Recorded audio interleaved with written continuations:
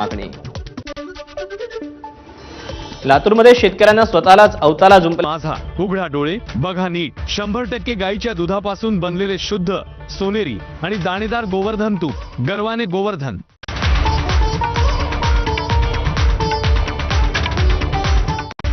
Headlines brought to you by Chitale बंधू.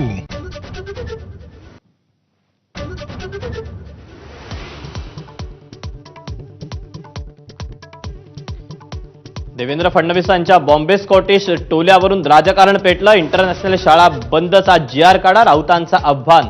तर शाळेला महाराष्ट्र सरकारनंच परवानगी दिली ना, मनसेच्या संदीप देशपांडेंचा सवाल.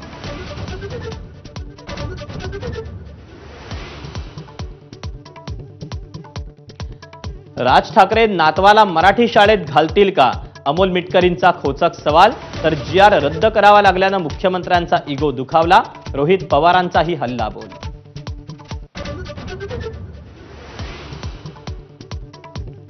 नरेंद्र जाधव यांची समिती अनावश्यक आहे, वेळकाढूपणा. मराठी अभ्यास केंद्राचे अध्यक्ष दीपक पवार यांचा हल्लाबोल. तर जाधव संघाच्या जवळचे, मुख्यमंत्र्यांची भाषा दंडेलशाहीची असल्याचाही आरोप.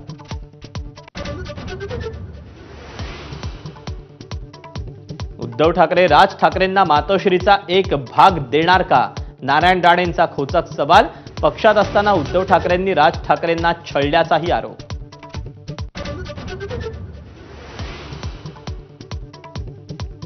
बबनराव लोणीकरांनी शेतकऱ्यांबाबत केलेल्या विधानावरून सभागृहात गदारोळ.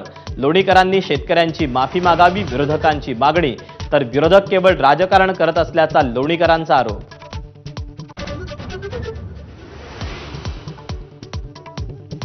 लातूरमध्ये शेतकऱ्यांना स्वतःलाच अवताला जुंपल्याच्या घटनेवरून राजकारण तापलं. शेतकऱ्याला सर्वतोपरी मदत करणार असल्याचं कृषी मंत्र्यांचं आश्वासन. तर सरकार इव्हेंटबाज असल्याची पटोलेंची टीका.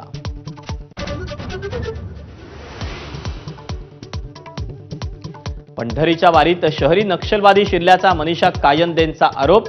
संविधानाच्या नावाखाली फेक नॅरेटिव्ह पसरवणारे हेच लोक नाहीत ना, कायंदेंचा संशय. तर प्रसिद्धी मिळवण्याचा हा खटाटोप, आदित्य ठाकरेंची टीका.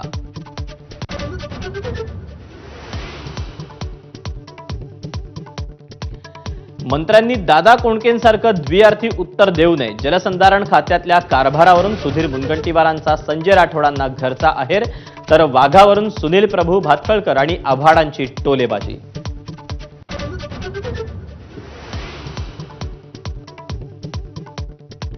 सुनील शेळकेंनी सरकारची हजारो कोटींची रॉयल्टी बुडवली. संजय राऊतांची पत्र लिहून मुख्यमंत्र्यांकडे तक्रार. तर राऊतांनी पुरावे दिले तरच खुलासा करणार, शेळकेंचं उत्तर.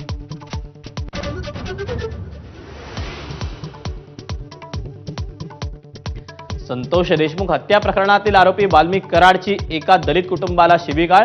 ऑडिओ क्लिप समोर आणून राष्ट्रवादीचे नेते विजयसिंग बांगर यांचा आरोप.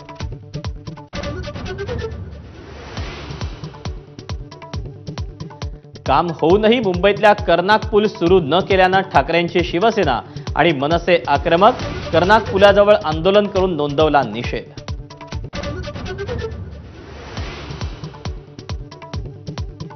हिमाचल प्रदेशमध्ये ढगफुटी आणि पुरामुळे मृत्युमुखी पडलेल्यांचा आकडा 51 वर. 6 जण अजूनही बेपत्ता. 406 रस्ते अजूनही बंद. Headlines brought to you by Chitale बंधू.